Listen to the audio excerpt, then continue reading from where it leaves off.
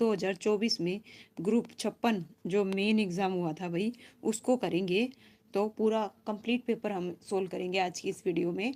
तो चलिए भाई शुरू करते हैं बिना किसी देरी के। आज का हमारा पेपर एचएससी के द्वारा भाई 2024 में सीईटी ग्रुप 56 में पूछा गया क्वेश्चन पेपर। तो सभी बच्चे बताइए भाई, ऑडियो वीडियो स्ट्रीमिंग सब कुछ बढ़िया है? फिर शुरू करेंगे आज का सेशन। तो भाई 1 मिनट दीजिए, I am check. Okay, just 1 minute, 1 minute दीजिए भाई, ठीक है? 1 मिनट लीजिए भाई। इस प्रकार से शुरू करते हैं आज का हमारा सेशन, जो कि किससे रिलेटेड है? एचएससी के previous year paper group 56 mains का।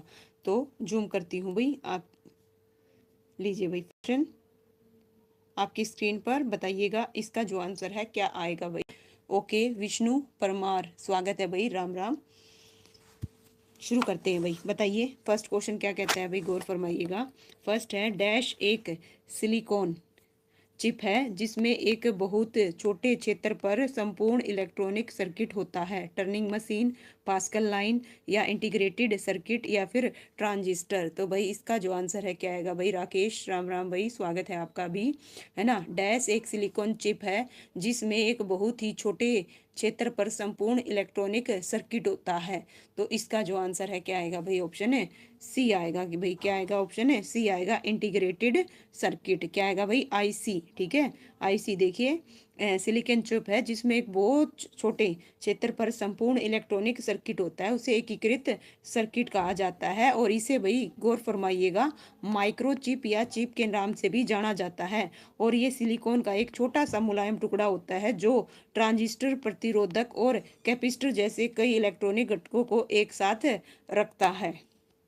नेक्स्ट क्वेश्चन है भाई, सेकंड क्वेश्चन आपकी स्क्रीन पर, बताइएगा निम्नलिखित में से कौन सी दुनिया की सबसे बड़े खारे पानी की झील है और कहाँ पे है भाई, ये भी बताइएगा। उसके बारे में जो कुछ भी पता हो ना भाई। इंडियन बैटल, स्वागत है भाई, राम राम। शशि, गुड इवनिंग, राधे राधे भाई सभी को, है ना। सेकंड क्वेश्चन क्या है भाई? निम्नलिखित में से कौन सी दुनिया की सबसे बड़े खारे पानी की झील है भाई? चिल्का झील है, कैस्पियन सागर है ना, विक्टोरिया झील है, या फिर इसका जो आंसर है क्या आएगा भाई? गौर फरमाइएगा, बिल्कुल भाई बी आएगा। क्या आएगा? बी आएगा।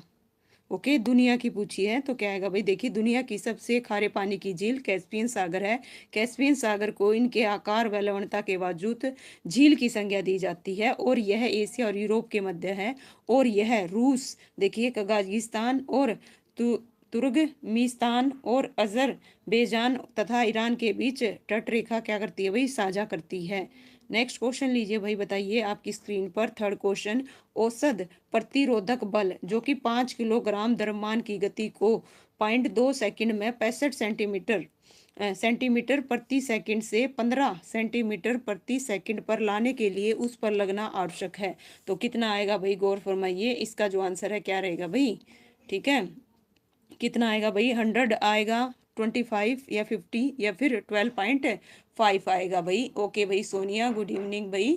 ओके, इसका जो आंसर है क्या आएगा? ऑप्शन है डी आएगा भाई। क्या आएगा? डी आएगा, 12.9। देखिए किस प्रकार से आया। यहाँ पे प्रारंभिक जो गति दे रखी है वो कितनी दे रखी है भाई? 65 सेंटीमीटर प्रति सेकंड। तो हम इसको किस में चेंज कर लेंगे? मीटर में। और अंतिम जो गति दे रखी है वो कितनी दे रखी है? 15 सेंटीमीटर। तो इसको मीटर में चेंज करेंगे। टाइम कितना दे रखा है भाई? टाइम देखिए कितना दे रखा है भाई? 0.2 सेकंड। कितना दे रखा है? 0.2 सेकंड। अब आपको इसका क्या पता होना चाहिए? फार्मूला पता होना चाहिए। तो फार्मूला क्या होता है भाई? u माइनस वी अपॉन में टी होता है। तो ये क्या आएगा भाई? 2.5। और अगर आपको औसत प्रतिरोधक बल निकालना है तो m इंटू क्या होता है? a होता है। तो 5 इंटू में 2.5, तो इस प्रकार से 12 पॉइंट क्या आ गया भाई? 5 आया। नेक्स्ट क्वेश्चन है भाई, किसी महीने का 7वां दिन शुक्रवार से 3 दिन पहले तो महीने के 19वें दिन कौन सा दिन होगा? तो बताइए भाई, इसका जो आंसर है क्या आएगा? ठीक है, यहाँ पे क्या बोला गया है? किसी महीने का 7वां दिन शुक्रवार से 3 दिन पहले तो महीने के 19वें दिन कौन सा होगा? तो इसका जो आंसर है क्या आएगा भाई? देव, स्वागत है। तो क्या आएगा भाई? इसका आंसर बताइएगा। ऑप्शन ए आएगा भाई, रविवार। क्या होगा? रविवार। देखिए किस प्रकार आया भाई, महीने का 7वां दिन, शुक्रवार में से माइनस कर दो 3, क्योंकि 3 दिन पहले, क्या बोला है भाई? 3 दिन पहले, तो क्या होगा? मंगलवार। और 7 तारीख का दिन मंगलवार। तो 14, 21 इस प्रकार से इस दिन क्या होगा भाई, मंगलवार होगा। और 19 तारीख का दिन, इसमें से क्या कर दोगे भाई, क्या कर दोगे, 2 माइनस कर दोगे तो क्या आ जाएगा भाई, रविवार आ जाएगा। क्या आ जाएगा, रविवार। इस प्रकार से नेक्स्ट क्वेश्चन भाई, इस संरक्षित क्षेत्र में दिल्ली टीला पहाड़ी क्षेत्र के अंतिम जीवित अवशेष हैं। तो बताइए इसका आंसर क्या आएगा भाई, जस्ट 1 मिनट, है ना। इस संरक्षित क्षेत्र में दिल्ली टीला पहाड़ी क्षेत्र के अंतिम जीवित अवशेष हैं। तो भिंडावास वन्य जीव अभयारण्य आएगा, नाहर वन्य जीव अभयारण्य आएगा, या फिर असोला भट्टी वन्य जीव अभयारण्य आएगा, या अबूब शहर वन्य जीव अभयारण्य आएगा।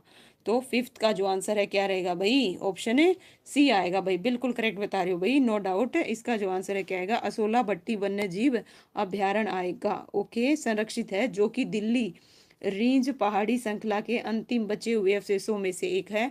और दिल्ली के भाई गौर फरमाइएगा दक्षिणी छोर पर यह अभ्यारण्य विशेष रूप से क्या है भाई, तुलकाबाद के पास असोला में विभिन्न प्रजातियों के लिए एक महत्वपूर्ण निवास स्थान है। और यह अरावली पहाड़ी श्रृंखला का क्या है भाई, हिस्सा भी है। ओके, नेक्स्ट है भाई, निम्नलिखित कथनों पर विचार कीजिए और सही विकल्प को चुनना है। किसको चुनना है भाई, सही विकल्प को चुनना है। इस प्रकार से लीजिए भाई, जस्ट 1 मिनट, आपके सामने कथन है, तो हमें किसको चुनना है भाई, सही कथन नो को चुनना है। कथन पहला क्या कह रहा है भाई, गौर फरमाइएगा, भारत के नियंत्रण और महालेख परीक्षक यानी कि कैग हरियाणा सरकार के लेखा के संकलन और तैयारी के लिए जिम्मेवार है। तो भाई ये क्या है, बिल्कुल करेक्ट है। ओके, बिल्कुल सही है। दूसरा जो कथन है देखते हैं, यह कार्यालय महालेखाकार हरियाणा के कार्यालय के माध्यम से किया जाता है। तो भाई इस प्रकार इसका जो आंसर है देखिए क्या आएगा भाई, ऑप्शन दे रखे हैं, केवल एक सही है, केवल 2 सही है, या दोनों कथन गलत है, या दोनों कथन सही है। तो नो डाउट इसका जो आंसर है क्या आएगा भाई, ऑप्शन है डी आएगा। दोनों ही कथन क्या है, बिल्कुल करेक्ट दे रखे हैं। ओके, इस प्रकार से इसका जो आंसर है क्या रहेगा भाई, ऑप्शन है डी आएगा भाई, ओनली ए नहीं आएगा भाई। ठीक है सोनिया, दोनों ही करेक्ट हैं। देखिए इस प्रकार से बिल्कुल। और भारतीय संविधान के अनुच्छेद 148 में नियंत्रण एवं महालेख परीक्षक का उल्लेख है, कैग का। इसकी नियुक्ति किसके द्वारा की जाती है, राष्ट्रपति के द्वारा की जाती है। जिस रीति से उच्च न्यायालय के न्यायाधीश को उनके पद से हटाया जाता है, उसी रीति से कैग को भी हटाया जा सकता है।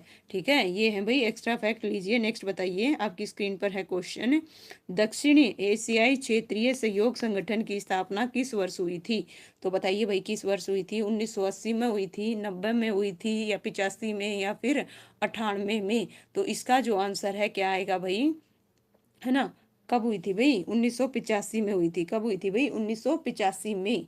ठीक है, दक्षिणी एशियाई क्षेत्रीय सहयोग संगठन की स्थापना भाई 8 दिसंबर 1985 को ढाका में सार्क चार्ट पर हस्ताक्षर द्वारा 7 संस्थापक देश भाई, गौर फरमाइएगा कौन कौन से हैं देखिए, बांग्लादेश, भूटान, भारत, मालदीव, नेपाल, पाकिस्तान, श्रीलंका। और इनका मुख्यालय भाई नेपाल के काठमांडू में है। सार्क में देशों की संख्या कितनी है भाई, 8 है। कितनी है भाई, 8 है। एम कौशिक नमस्कार भाई, स्वागत है भाई आपका भी, है ना। देखिए पृथ्वी डैश को सूर्य के अत्यधिक निकट होगी। बताइए पृथ्वी डैश को सूर्य के अत्यधिक निकट होगी। चारों ऑप्शन आपकी स्क्रीन पर। ठीक है, कब होगी भाई, 21 जून को, 4 जुलाई को, 23 को, या फिर 3 जनवरी को। तो इसका जो आंसर है क्या आएगा भाई, है ना, पृथ्वी किस तारीख को भाई सूर्य के अत्यधिक निकट होगी, है ना, 3 जनवरी को भाई, गौर फरमाइएगा। इसका जो आंसर है ना क्या आएगा, 3 जनवरी को होगी। कब होगी भाई, 3 जनवरी को।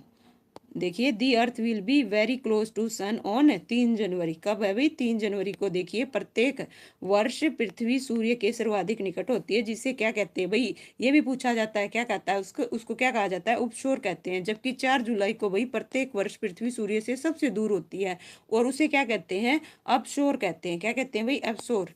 लीजिए भाई इस प्रकार से नेक्स्ट क्वेश्चन करते हैं भाई, और विद एक्सप्लेनेशन आपको एक्स्ट्रा फैक्ट भी बताए जा रहे हैं उससे रिलेटेड। अगर उससे रिलेटेड क्वेश्चन पूछे जाएंगे तो आपसे क्या पूछ सकता है, ये भी आपको बताया जा रहा है। तो चलिए भाई नेक्स्ट क्वेश्चन बताइएगा, निम्नलिखित में से कौन सा प्लेटलेट्स का दूसरा नाम है। तो बताइए भाई कौन सा है, प्लेटलेट्स का अदर नेम बताना है ना।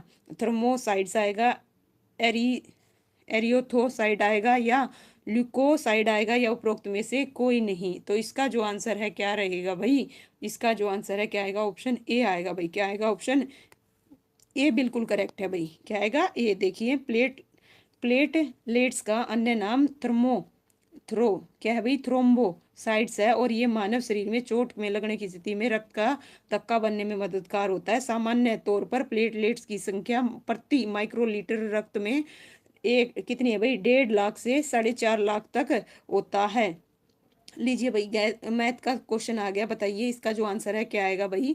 आपको क्या दे रखा है भाई, यू, देखिए यहाँ पे क्या दे रखा है भाई, यदि यू 100 तत्वों का एक सार्वभौमिक समुच्चय है और ए और बी ऐसे दो समुच्चय हैं कि एन ए इक्वल टू 50 है, एन बी इक्वल टू क्या है 60 है, और n A intersection B equal to कितना दे रखा है 20 दे रखा है। हमें क्या निकालना है ना, ए इंटरसेक्शन क्या निकालना है भाई।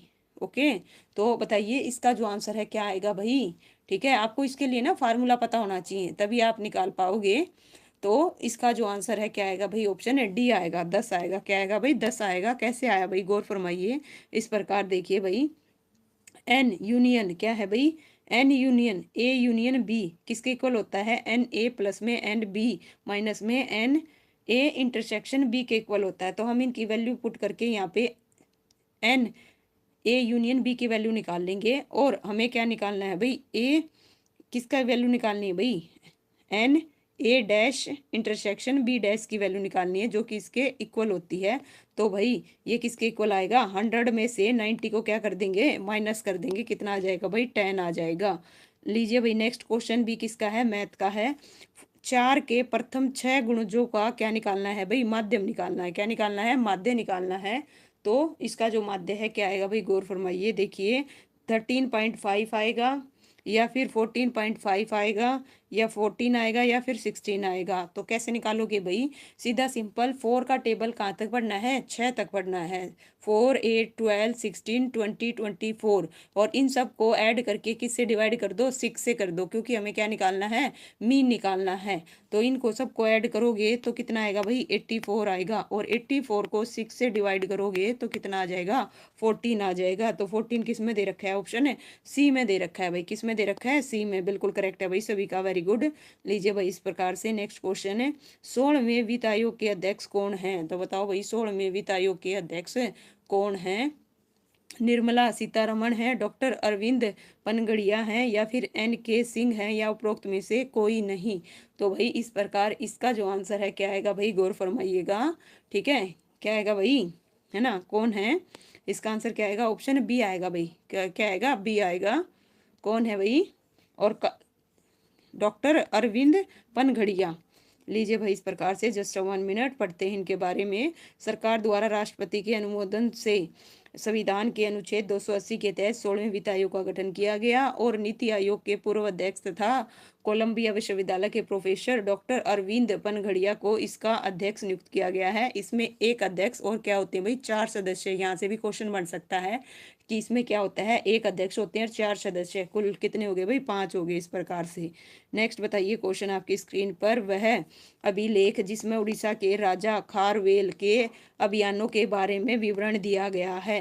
अहेल अभिलेख आएगा, इलाहाबाद स्तंभ अभिलेख आएगा, या हाथी गुफा अभिलेख, या फिर अलमंडी मिडी अभिलेख आएगा। तो इसका जो आंसर है क्या रहेगा भाई, ठीक है, क्या आएगा भाई, ऑप्शन है, क्या बता रहे हो भाई। ओके, इसका जो आंसर है देखिए, वह अभिलेख जिसमें उड़ीसा के राजा खारवेल के अभियानों के बारे में विवरण दिया गया है। 13 का जो आंसर है क्या आएगा, ऑप्शन है सी आएगा भाई, हाथी गुफा अभिलेख। क्या है भाई, हाथी गुफा अभिलेख अभिलेख में मिलता है। और खारवेल भाई जैन धर्म का संरक्षक था। किसका था भाई, मनीष, स्वागत है भाई आपका, काफी दिन बाद दिखे हो। लीजिए भाई नेक्स्ट क्वेश्चन बताइएगा, किसी और के विचार या कार्य को अपने विचार या कार्य के रूप में प्रस्तुत करना क्या कहलाता है, चोरी कहलाता है, कॉपीराइट, नकल, या फिर साहित्य चोरी। तो भाई इस प्रकार इसका जो आंसर है क्या आएगा भाई, बताइए। किसी और के विचार या, है ना, कार्य को अपने विचार या कार्य के रूप में प्रस्तुत करना क्या कहलाता है। ठीक है, इसका आंसर क्या आएगा भाई, साहित्य चोरी। क्या आएगा भाई, साहित्य चोरी। क्या कहलाएगा, साहित्य चोरी। और यह किसी और की बौद्धिक संपदा को चुराना या फिर अपना बताना होता है। साहित्य चोरी एक क्या है भाई, गंभीर अपराध है। क्या है भाई, एक गंभीर अपराध है। नेक्स्ट क्वेश्चन है भाई, कृषि विकास में उल्लेखनीय वृद्धि का वर्णन करने के लिए किस शब्द का प्रयोग किया जाता है। तो बताइए भाई, अगर आपको हिंदी में नहीं समझ में आ रहा तो आप इंग्लिश में देख लीजिए, है ना। कृषि विकास में उल्लेखनीय वृद्धि का वर्णन करने के लिए किस शब्द का प्रयोग किया जाता है। श्वेत क्रांति, रजत क्रांति, हरित क्रांति, नीली क्रांति। तो इसका जो आंसर है क्या आएगा भाई, बताइए, है ना। क्या आएगा भाई, ऑप्शन है सी आएगा, ग्रीन रेवोल्यूशन, यानी कि हरित क्रांति। ओके, बिल्कुल करेक्ट है भाई। लीजिए, इस प्रकार से देखिए, हरित क्रांति शब्द का प्रयोग किया जाता है। आइए क्रांतियों के बारे में पढ़ते हैं भाई। हरित क्रांति किससे रिलेटेड है, खाद्यान्न उत्पाद। और श्वेत क्रांति दूध उत्पादन। और नीली क्रांति भाई मत्स्य। और रजत क्रांति भाई अंडे से। और लाल क्रांति टमाटर या फिर मांस उत्पादन। तो इस प्रकार भाई यहाँ से भी क्वेश्चन बन सकते हैं, और इसके बारे में भी आपको बता दिया गया है। एक क्वेश्चन से ये लगा लीजिए 3-4 क्वेश्चन और हो रहे हैं आपको, जो आने वाले एग्जाम में आपकी क्या करेंगे भाई, मदद करेंगे। इसी प्रकार से नेक्स्ट क्वेश्चन हरियाणा जीके से है भाई। हरियाणा के डैश जिले में सर्वाधिक घनत्व है। पंचकुला में, फरीदाबाद में, जींद में और अम्बाड़ा में। तो 16 का जो आंसर है क्या आएगा भाई, कहाँ पे है, बिल्कुल करेक्ट है भाई। एम कौशिक, आपका भी स्वागत है भाई, है ना। इसका जो आंसर है क्या रहेगा भाई, सॉरी अम्बाड़ा आएगा भाई। क्या आएगा, अम्बाड़ा, डी आएगा भाई। ठीक है, देखिए हरियाणा के अम्बाड़ा में सर्वाधिक घनत्व है। और अम्बाड़ा का क्षेत्रफल भाई कितना है, 15, कितना है भाई, 69 वर्ग किलोमीटर। और जनसंख्या भाई, ठीक है, और साक्षरता कितनी है भाई, 87.46 है।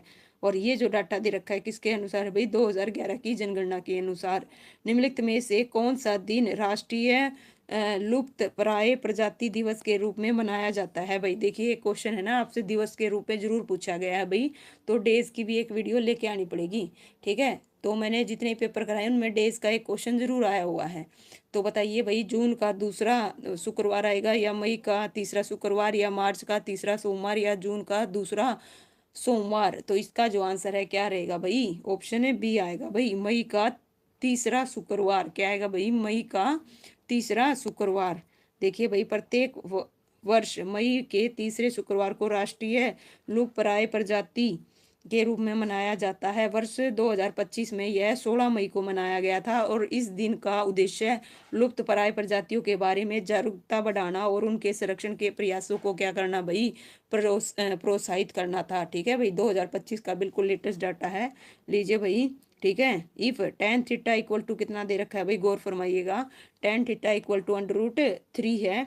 हमें sec थीटा की वैल्यू निकालनी है, 2/√3 आएगी। ऑप्शन बी 2 आएगा, या ऑप्शन सी √3/2, या फिर नन ऑफ दिस।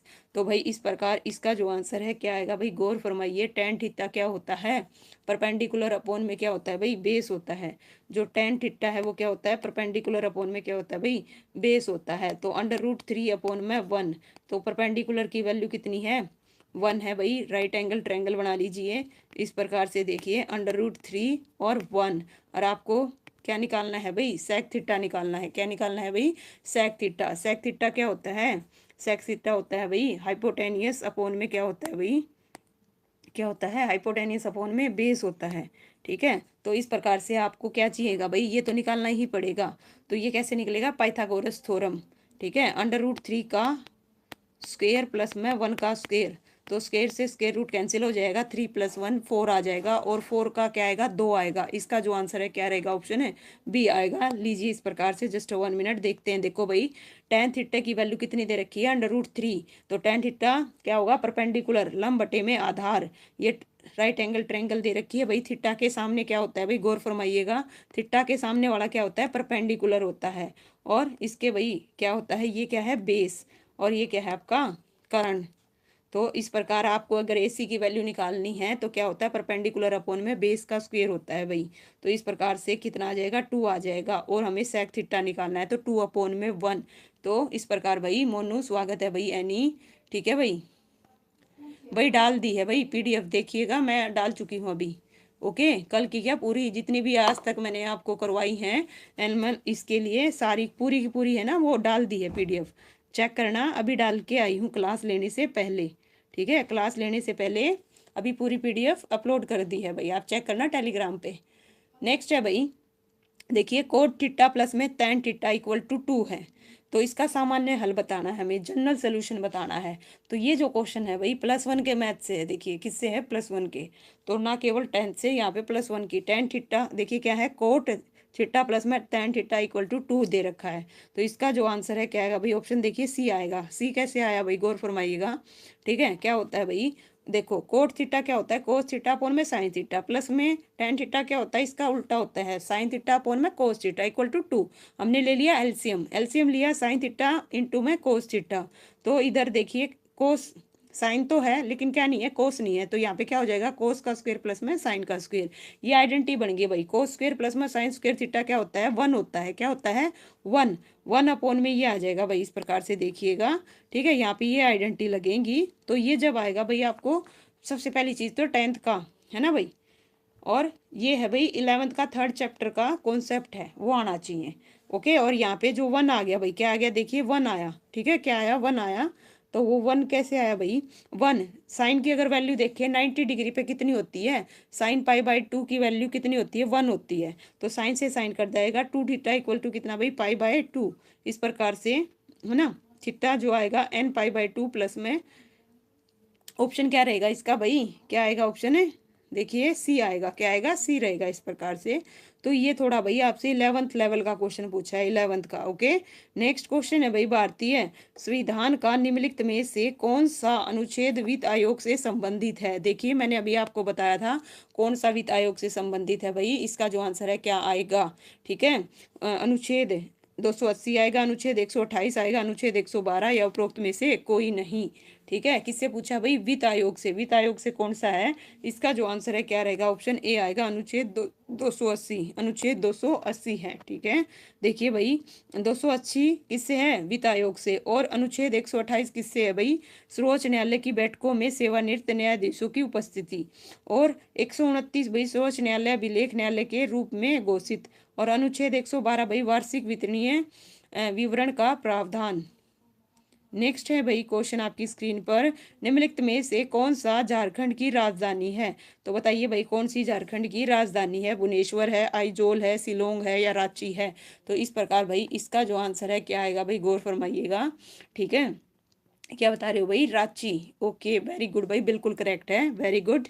है ना, इसका जो आंसर है क्या आएगा भाई, रांची आएगा। क्या आएगा, रांची। देखिए उड़ीसा की भुवनेश्वर, मिजोरम की आइजोल, मेघालय की शिलोंग, झारखंड की रांची और हरियाणा की you know very well Chandigarh. ठीक है, नेक्स्ट क्वेश्चन है भाई, केदार के बाढ़ पीड़ितों को राहत पहुंचाने के लिए भारतीय सेना द्वारा 2013 में शुरू किया गया अभियान इस नाम से जाना जाता है। तो बताइए भाई, है ना, किस नाम से जाना जाता है, ऑपरेशन सूर्या होप के नाम से, ऑपरेशन विजय, ऑपरेशन पोलो या फिर ऑपरेशन ओली लैंड। तो इसका जो आंसर है क्या आएगा भाई। ठीक है, क्या आएगा भाई, केदारनाथ के बाढ़ पीड़ितों को राहत पहुंचाने के लिए किस नाम से जाना जाता है, ऑपरेशन सूर्या होप। इसका आंसर क्या रहेगा, ऑप्शन ए आएगा भाई। क्या आएगा, ऑप्शन ए। केदार की बाढ़ पीड़ितों को राहत पहुंचाने के लिए भारतीय सेना द्वारा 2013 में ऑपरेशन सूर्य होप नामक अभियान का संचालन किया गया। ऑपरेशन पोलो भारतीय सेना द्वारा भाई 1948 में शुरू किए गए गुप्त ऑपरेशन का नाम है, जिसके द्वारा हैदराबाद का भारत में विलय किया गया था। ऑपरेशन विजय भाई 1999 में भारतीय सेना द्वारा शुरू किया गया ऑपरेशन है। लीजिए भाई, इस प्रकार से आपको सब बता दिया गया है इसके बारे में पूरा। नेक्स्ट क्वेश्चन है आपकी स्क्रीन पर भाई, डैश है ना, डैश आइडेंटिटी ऑपरेटर सत्य का मूल्यांकन करता है यदि ऑपरेटर के दोनों ओर वेरिएबल्स, ठीक है, एक ही मेमोरी स्थान की ओर इंगित करता है, अन्यथा असत्य का मूल्यांकन करता है। इन आएगा, नोट इन आएगा, इज या इज नोट आएगा, या फिर इसका जो आंसर है क्या आएगा भाई। ठीक है, क्या आएगा भाई, डी बता रहे हो भाई, डी किसका बता रहे हो, इसका जो आंसर है क्या आएगा, इज आएगा भाई। क्या आएगा, इज, ऑप्शन सी आएगा भाई। देखिए सी, इज आइडेंटिटी ऑपरेटिंग सही मूल्यांकन करता है यदि ऑपरेटर के दोनों ओर वेरिएबल उसी स्मृति स्थान की ओर इंकित करे, अन्यथा गलत का मूल्यांकन करता है। ओके, लीजिए भाई, इस प्रकार से नेक्स्ट क्वेश्चन आपकी स्क्रीन पर भाई बताइए, है ना, NDMA का विस्तृत रूप बताइए। NDMA stand for new disaster management act, national disaster managing क्या है भाई, क्या है, amendment. Okay, national disaster management authority और न्यूरोलॉजिकल डिसऑर्डर मैनेजमेंट अथॉरिटी। तो इसका जो आंसर है क्या आएगा भाई, गौर फरमाइएगा, है ना, इसका आंसर क्या आएगा भाई, ऑप्शन है सी आएगा भाई, क्या आएगा? सी बिल्कुल करेक्ट है। नेशनल डिजास्टर मैनेजमेंट अथॉरिटी बिल्कुल करेक्ट है। Okay, national disaster management authority ये भारत सरकार के, भाई पॉइंट भी नोटेड, भारत सरकार के गृह मंत्रालय की एक एजेंसी है जिसका कार्य प्राकृतिक आपदाओं और मानव निर्मित आपदाएं दो प्रकार की होती हैं, प्राकृतिक और मानव निर्मित। ओके, कार्यों में समन्वय स्थापित करना और उसे लड़ने के लिए क्षमता का निर्माण करना है। इसके अध्यक्ष भाई प्रधानमंत्री और अधिकतम सदस्य कितने भाई? 9 होते हैं, ये भी ध्यान रखिएगा।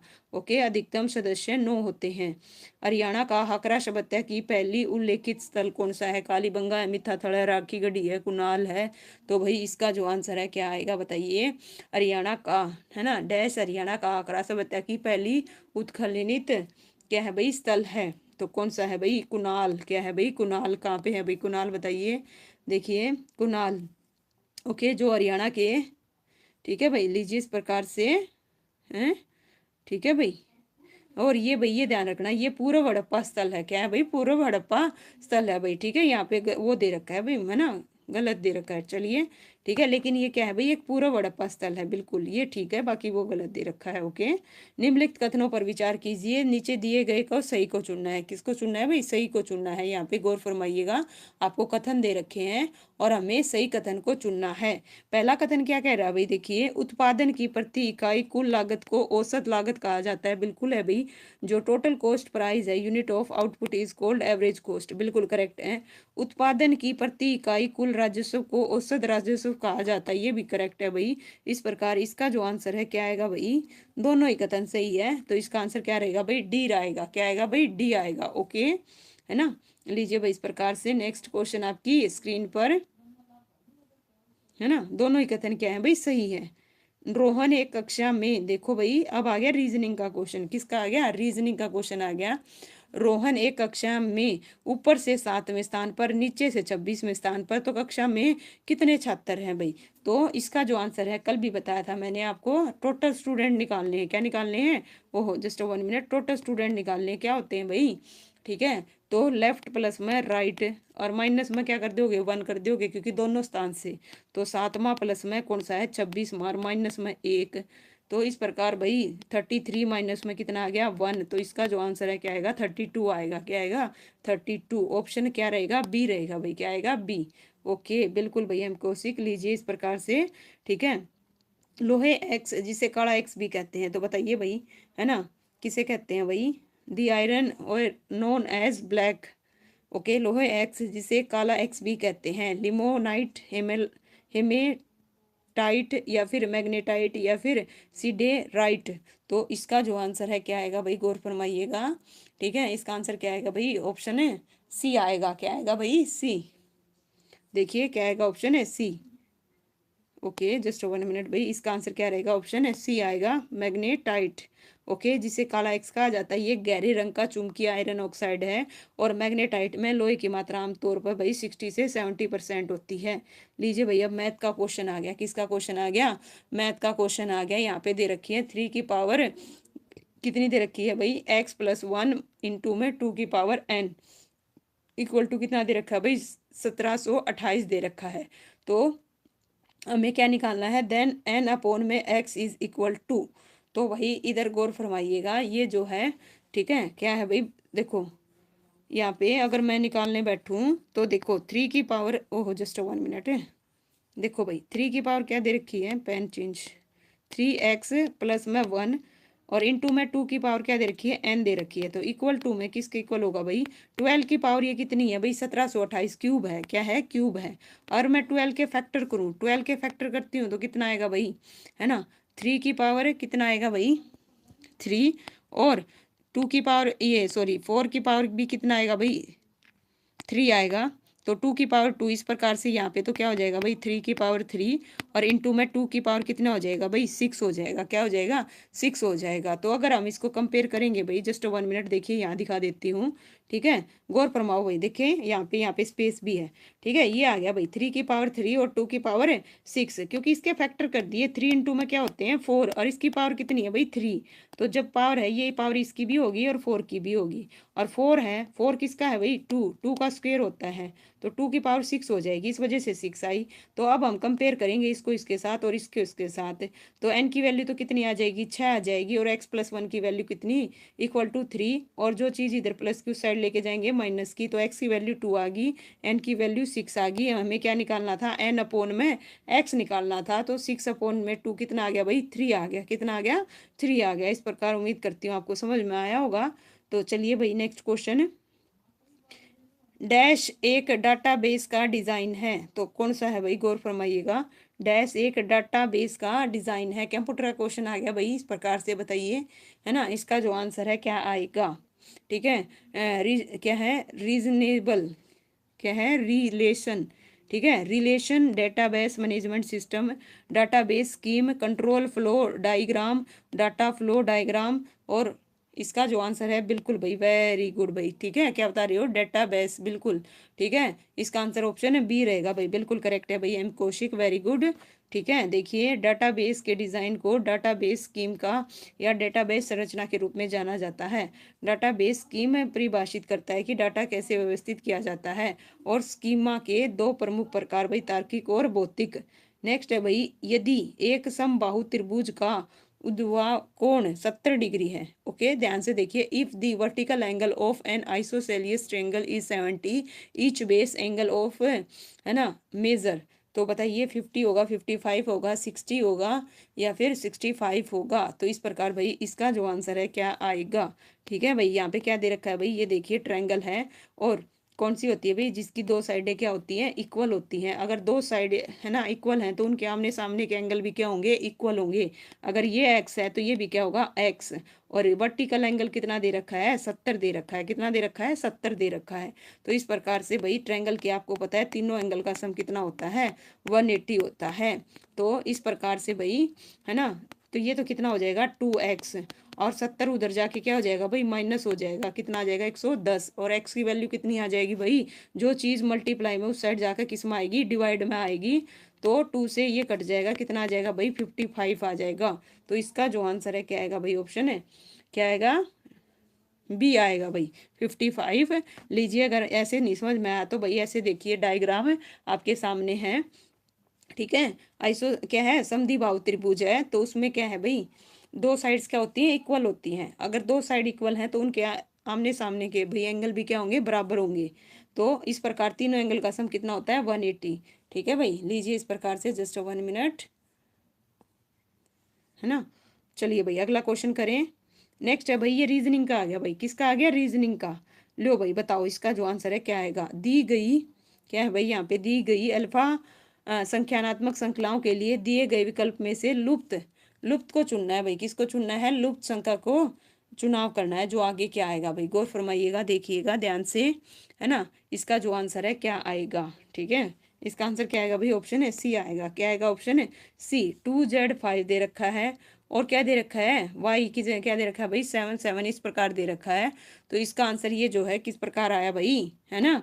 लीजिए भाई क्या बता रहे हो भाई, डी बता रहे हो, इसका डी नहीं आएगा, इसका आंसर ऑप्शन क्या आएगा, सी आएगा। कैसे आया भाई, लीजिए इस प्रकार से, है ना, देखिए भाई, है ना, 2, क्या है भाई, अगर हम संख्याएं देखें, 2 क्या है भाई, 2, 2 के बाद क्या है, 7, 7 के बाद 14, 14 के बाद 29, फिर क्या है 34, और प्लस में 13 करेंगे तो कितना आएगा 47। जेड, जेड में फिर क्या कर दिया भाई, एक माइनस कर दिया, क्या कर दिया, एक माइनस, फिर एक माइनस, एक माइनस, ऐसे करके यू आएगा, ठीक है। फिर क्या दे रखा है, 5, 7, 9, इस प्रकार से हर एक में क्या क्या ऐड कर रखा है, 2 ऐड कर रखा है। तो इस प्रकार से इसका जो आंसर है 47, U15 आएगा, बिल्कुल करेक्ट है भाई, एम कौशिक, वेरी गुड, ठीक है। नेक्स्ट है भाई, यहाँ पे देखिए आपको, है ना, क्या दे रखे हैं भाई, इस प्रकार से आपको निकालना किसका, पहले ये देखो, कीप, है ना, कीप शब्द के लिए कुट क्या होगा भाई, है ना, कोड पूछा है किस चीज का, कीप का। कीप का देखो भाई, कीप का पूछा है यहाँ पे, कीप किस किस में है ये देख लो, कीप इसमें है। जस्ट 1 मिनट, क्या हो गया भाई पेन को, ठीक है, 1 मिनट देखिए, है ना। देखो भाई 1 मिनट पूरा क्वेश्चन दिखाती हूँ भाई, है ना। पहले ऑप्शन देख लो, ऑप्शन भी तो दिखने चाहिए भाई आपको।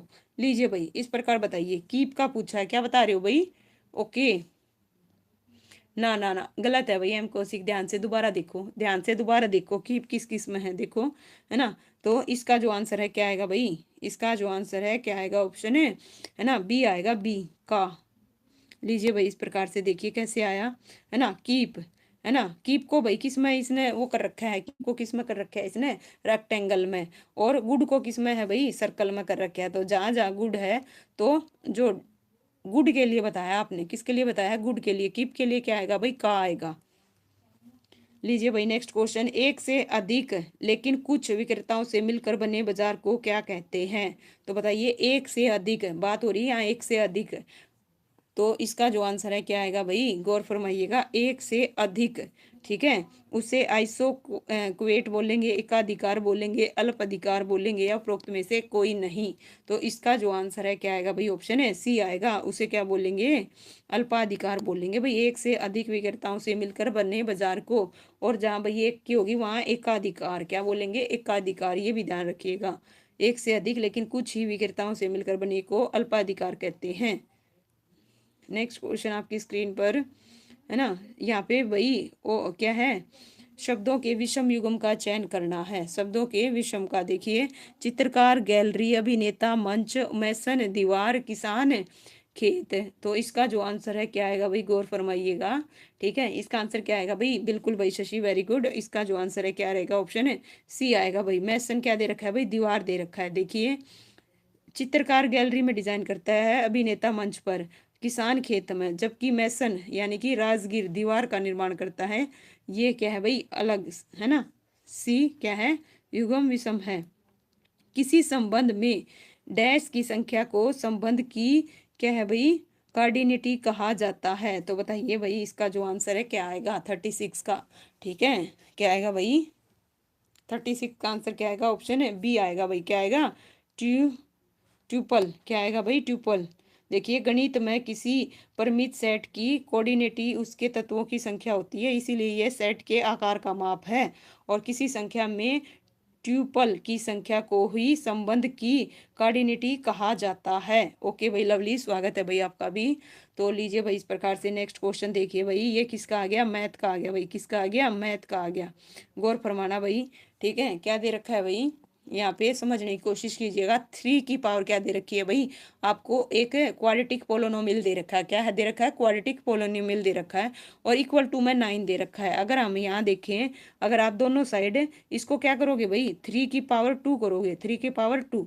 जब बेस सेम होंगे, बीच में इक्वल का सिंबल होगा, तो बेस से बेस कट जाएगा, पावर क्या हो जाएंगी, आपस में इक्वल हो जाएंगी। यानी कि 2x² माइनस में 7x प्लस में 7, और इक्वल टू में कितना आ जाएगा, 2 आ जाएगा। ओके, इस प्रकार से देखिए, जब बेस सेम हो जाते हैं तो बेस से बेस कट जाएगा, पावर इक्वल हो जाएंगी। देखो भाई, इस प्रकार से, है ना। और कंपेयर कर लिया, और जो ये 2 था इधर आके क्या हो गया भाई, माइनस हो गया, तो यहाँ पे कितना हो जाएगा, 5 हो जाएगा। और इसके फैक्टर करेंगे, क्या करेंगे, फैक्टर। मल्टीप्लाई करें तो कितना आए भाई, प्लस का 10 आए, और ऐड करें तो कितना आए भाई, माइनस का 7 आए। तो 5 2 जा कितने होते हैं, 10। तो इस प्रकार से देखिए, ये सब आपको आता होगा। तो भाई एक्स की जो वैल्यू आएंगी, -1, और क्या है भाई, 5/2। क्या दे रखी है भाई, -1 गलत दे रखी है, 1। देखिए यहाँ पे क्या आने चाहिए। ओके, गौर फरमाना भाई, ध्यान दीजिएगा। ठीक है, वैसे तो आप इसका डायरेक्ट निकाल सकते थे, क्योंकि वहां पे ऊपर क्वाड्रेटिक इक्वेशन है। ठीक है, मैं आपको बताऊं, देखिए क्वाड्रेटिक पोलोनोमियल दे रखा है। देखो यहाँ पे क्या दे रखा है भाई, आप बिना उसके भी तुरंत सेकंडों में निकालना था, रियल नंबर ऑफ रूट। यहाँ पे क्वाड्रेटिक पोलोनोमियल है, तो डिग्री कितनी है, 2 है। तो सीधा सिंपल मूलों की संख्या कितनी होगी, 2 होगी। आप सीधा डायरेक्ट बता सकते थे, नो डाउट। लेकिन यहाँ पे क्या कर रखा है भाई, देखो यहाँ पे -1 दे रखा है, गलत दे रखा है इसने। यहाँ पे अगर x -1 = 0 करोगे, तो x की वैल्यू +1 आएगी, ना कि -1 आएगी। बाकी करेक्ट है इसमें। ओके, नेक्स्ट लीजिए, जस्ट 1 मिनट। निम्नलिखित 4 में से किसी खास तरीके से एक जैसे और इस प्रकार के एक समूह बनाते हैं, सर्वदा भिन्न छाटिए भाई। भिन्न बताना, देखो वर्ग, समचतुर्भुज, त्रिभुज और आयतन। तो यहाँ पे भाई है ना, भिन्न को छाटिए। इसका जो आंसर है क्या आएगा। ओके, क्या बता रहे हो भाई, सी बता रहे हो, क्या बता रहे हो, सी, है ना। इसका जो आंसर है क्या आएगा भाई, सी आएगा, बिल्कुल करेक्ट है ना। इसका आंसर क्या आएगा भाई, सी आएगा। ट्रायंगल, क्या है, ट्रायंगल। देखिए, त्रिभुज को छोड़कर सभी शेष वर्ग, समचतुर्भुज, आयत चारों भुजाओं से घिरी हुआ करती है, त्रिभुज 3 भुजाओं से घिरी हुई है। ओके, इस प्रकार, इस वजह से इसका जो आंसर है क्या आएगा भाई, ट्रायंगल आएगा। लीजिए भाई, मैथ्स का क्वेश्चन फिर से आ गया। 320 मीटर लंबी एक रेलगाड़ी 72 किलोमीटर प्रति घंटे की गति से चल रही है, एक खंबे को पार करने में उसे कितना समय लगेगा। तो बताइए भाई, लीजिए ऊपर इंग्लिश में भी कर दिया है। तो इसका जो आंसर है क्या आएगा। ठीक है, जब भी आपको निकालना हो तो इसका आंसर देखिए क्या कैसे निकालोगे भाई। ठीक है, गौर फरमाइएगा। हमें क्या दे रखी है, डिस्टेंस कितनी है 320। ठीक है, और गुणा में कितना भाई। ठीक है, यहाँ पे क्या दे रखा है, यहाँ पे देखो किलोमीटर है, और यहाँ पे क्या है भाई मीटर है। तो है ना, अपॉन में क्या आएगा 72 आएगा। तो हम इसको चेंज करेंगे तो क्या आएगा भाई 18 अपॉन में क्या कर देंगे 5 कर देंगे। और इस प्रकार इसका जो आंसर है क्या आ जाएगा भाई 16 आ जाएगा। कितना आ जाएगा 16 सेकंड आएगा। कितना आएगा भाई 16 सेकंड आएगा। लीजिए इस प्रकार से देखिए 16 आएगा इसका आंसर। ओके, बी बिल्कुल करेक्ट बताया भाई, वेरी गुड। लीजिए पेंट को क्या लिख रहा है भाई 74128, एक्सेल को लिख रहा है 93596। तो आप एक्सेप्ट को कैसे कोडित करेंगे, तो भाई ध्यान से देखो इसका जो आंसर है क्या आएगा। ठीक है, दोनों को कंपेयर करके देखो। ठीक है, तो ये क्या कर रहा है भाई, ए के लिए देखिए क्या आ रहा है 4 आ रहा है। ए के लिए क्या आ रहा है भाई 4 आ रहा है। भाई गौर फरमाइए, ए के लिए क्या यूज कर रहा है 4, क्योंकि यहाँ पे ए दे रखा है तो 4 तो सब में दे रखा है। उसके बाद 5 5 पता चलेगा भाई किससे, फिर 9 पता चलेगा लास्ट वाले से। पी के लिए क्या यूज कर रखा है भाई 7, तो 7 भी सब में दे रखा है। लास्ट से पता चलेगा टी, तो टी के लिए क्या दे रखा है भाई, टी के लिए 8, तो 8 किस में है एकमात्र डी में है। किस में है भाई डी में, बिल्कुल करेक्ट है भाई। इस प्रकार लीजिए देखो भाई पेंट को है ना, पी के लिए 7, ए के लिए 4, इस प्रकार से भाई है ना, ये इस प्रकार से कूट कर रखा है। नेक्स्ट है 14वीं शताब्दी के यात्री इब्नु बतूता किस देश से थे। बताइए भाई किस देश से थे। इसका जो आंसर है क्या आएगा, अरब से, अफ्रीका से, चीन से, मंगोलियन से। तो इसका जो आंसर है क्या आएगा भाई बताइए। ठीक है, किससे थे भाई, इसका आंसर क्या आएगा, ऑप्शन है बी आएगा भाई अफ्रीका। क्या आएगा भाई अफ्रीका। ओके, लीजिए भाई इस प्रकार से 14वीं सदी का प्रसिद्ध यात्री इब्न बतूता अफ्रीकी महाद्वीप के मोरक्को देश का निवासी था, जिसकी प्रसिद्ध कृति रेहला, और यह मोहम्मद बिन तुगलक के शासनकाल में क्या आया था भाई भारत आया था। ओके, नेक्स्ट है राउरकेला स्टील प्लांट कहाँ पे है। छत्तीसगढ़ है, उड़ीसा है, मध्य प्रदेश है, या फिर उत्तर प्रदेश है। तो भाई इसका जो आंसर है क्या आएगा भाई। ओके, राउरकेला स्टील प्लांट कहाँ पे है भाई, उड़ीसा में। कहाँ पे है, उड़ीसा में। इसका जो आंसर है क्या आएगा भाई, ऑप्शन है बी आएगा। क्या आएगा बी। लीजिए इस प्रकार से देखिए राउरकेला स्टील प्लांट उड़ीसा के देखिए राउरकेला शहर में है, और यह steel authority of India limited के स्वामित्व में है। यह तकनीकी नवाचार और देश के बुनियादी ढांचा विकास करने में महत्वपूर्ण। इसकी स्थापना कब की गई थी भाई, 3 फरवरी 1959 को जर्मनी के सहयोग से हुई थी। किसके सहयोग से हुई थी, ये भी पूछा जाता है। प्रवीण कुमार स्वागत है भाई आपका। ठीक है, ये भी पूछा जाता है किसके सहयोग से, तो ध्यान रखिएगा किसके सहयोग से, जर्मनी के सहयोग से। नेक्स्ट क्वेश्चन आपकी स्क्रीन पर भाई, निम्नलिखित में से कौन सी गैस भोपाल गैस त्रासदी के लिए जिम्मेवार थी भाई। ये क्वेश्चन भाई, और कब हुई थी ये भी बताना। इससे रिलेटेड जो ये भोपाल गैस त्रासदी थी कब हुई थी ये बताना, और कौन सी गैस थी ये भी बताना, है ना। इसका जो आंसर है क्या आएगा भाई। ओके, क्या हुआ भाई बताइए, है ना। क्या आएगा, मिथाइन एल्कोहल आएगा, हीलियम आएगा, नियोन आएगा, या मिथाइल आइसोसाइनेट आएगा। तो इसका जो आंसर है क्या आएगा भाई, ऑप्शन है डी आएगा भाई। क्या आएगा, डी आएगा भाई। लीजिए इस प्रकार से देखिए भोपाल है ना, कौन सी भाई, मिथाइल आइसोसाइनेट MIC, बिल्कुल करेक्ट है भाई एम कौशिक। यह गैस भाई 2 से 3 दिसंबर 1984 की रात को यूनियन कार्बोनेट इंडिया लिमिटेड के कीटनाशक संयंत्र से रिसाव से हुई थी, जिसकी वजह से भाई 50,000 से ज्यादा लोग क्या हुए थे भाई, प्रभावित हुए थे। ठीक है, नेक्स्ट है भाई 42 विद्यार्थियों की एक कक्षा में नूतन का स्थान नीचे से 22वां, तो शीर्षक से उसका स्थान क्या है भाई, ये पूछा है। ठीक है, ध्यान दीजिए। ठीक है, यहाँ पे क्या है भाई, पहली चीज तो 42 विद्यार्थियों की एक कक्षा में नूतन का स्थान नीचे से 22वां है। ठीक है, तो हमें क्या बताना है, ऊपर से उसका स्थान कौन सा आएगा भाई। देखिए क्या है भाई, गौर फरमाइएगा। तो हमें शीर्षक से निकालना है। तो विद्यार्थियों की कुल संख्या कितनी दे रखी है भाई, कितनी दे रखी है 42। एक मिनट भाई, कितनी दे रखी है 42। तो हम क्या करेंगे, माइनस कर देंगे कितना भाई 22 को, है ना, और प्लस कर देंगे 1। तो इस प्रकार इसका जो आंसर है क्या आएगा भाई, 20 प्लस में 1 यानी कि 21वां। कौन सा होगा भाई, शीर्षक से उसका स्थान कौन सा होगा, 21वां। इसका जो आंसर है क्या आएगा, ऑप्शन है डी आएगा भाई। क्या आएगा, डी आएगा। लीजिए भाई 23 नहीं 21वां आएगा। ठीक है, देखो जस्ट 1 मिनट, 1 मिनट रुको।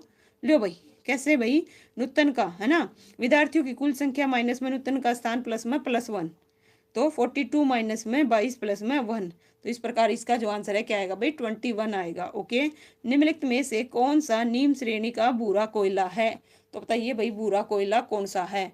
बिटुमिन्स है, लिग्नाइट है, एंथ्रासाइड्स है, या फिर हेमेटाइट है। ठीक है, तो इसका जो आंसर है क्या आएगा भाई, गौर फरमाइएगा, भूरे रंग का। ठीक है, कोयला कौन सा है। ठीक है, तो भूरे रंग का कोयला कौन सा है भाई, इसका आंसर क्या आएगा, ऑप्शन बी आएगा, लिग्नाइट। ओके, भूरा है और एंथ्रासाइड कार्बन की मात्रा पर उच्चतम श्रेणी का है, और कोयले के अन्य प्रकार में बिटुमिन्स और पिट आते हैं भाई। नेक्स्ट देखिए भाई, आपके सामने यहाँ पे कोड से रिलेटेड क्वेश्चन पूछ लिया। किट मिट फिट का अर्थ है आई एम, क्या है भाई, इस प्रकार से देखिएगा, जस्ट 1 मिनट और 1 मिनट रुकिए भाई, थोड़ा सा आपको ऑप्शन भी दिखे। लीजिए भाई, चारों ऑप्शन बताइए। यहाँ पे किस चीज का पूछा है भाई, ईज के लिए कोड पूछा है। किस चीज के लिए भाई, ईज के लिए। ठीक है, ईज के लिए कौन से कोड का प्रयोग किया है, किट का, जिट का, रीट का, या डाटा क्या है भाई अपर्याप्त है। तो इसका जो आंसर है क्या आएगा भाई, गौर फरमाइए, ध्यान से देखिए और बताइए इसका जो आंसर है क्या आएगा। ओके, इसका आंसर क्या आएगा भाई, ऑप्शन बी आएगा। क्या आएगा भाई, बी आएगा। और किस प्रकार आया भाई, लीजिए इस प्रकार से देखो, है ना, किट मिट फिट इस प्रकार से दे रखा है, तो जो सर्कल उसमें दे रखा है भाई, रेक्टेंगल में दे रखा है भाई, कैलाश स्वागत है भाई, है ना, ये तो किट को रिप्रेजेंट कर रहा है, और सर्कल में है वो रीट को कर रहा है। तो हमें किसका बताना था भाई, इज के लिए। ठीक है, इज के लिए, तो इस प्रकार से क्या आएगा भाई, है ना, देखो सेकंड में। ठीक है, सेकंड में दे रखा है ओनली, एकमात्र इसमें दे रखा है, तो इसके लिए क्या बच गया भाई, यही बचा। ओके, बिल्कुल ठीक है।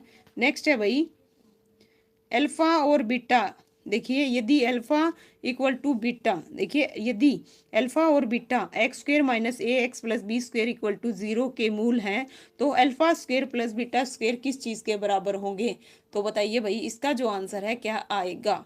ठीक है, तो आपको पता होना चाहिए भाई, यहाँ पे क्या दे रखी है, क्वाड्रेटिक इक्वेशन दे रखी है। क्या दे रखी है, क्वाड्रेटिक इक्वेशन।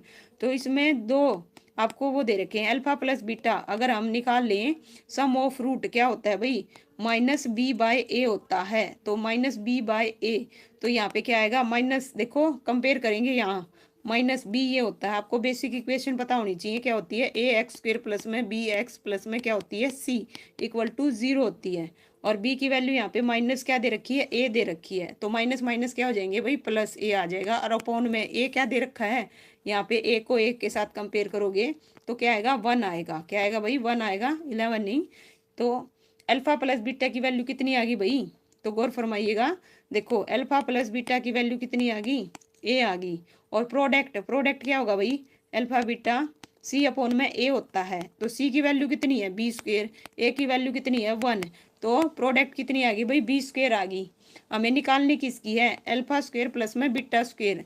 तो इसके लिए आपको आइडेंटिटी आनी चाहिए भाई, क्या होती है भाई, इसका गौर फरमाइएगा, क्या होती है, अल्फा प्लस बीटा का होल स्क्वेयर माइनस में 2 अल्फा बीटा। तो वैल्यू रख दो, क्या आएगा, ए का स्क्वेयर माइनस में 2 beta square.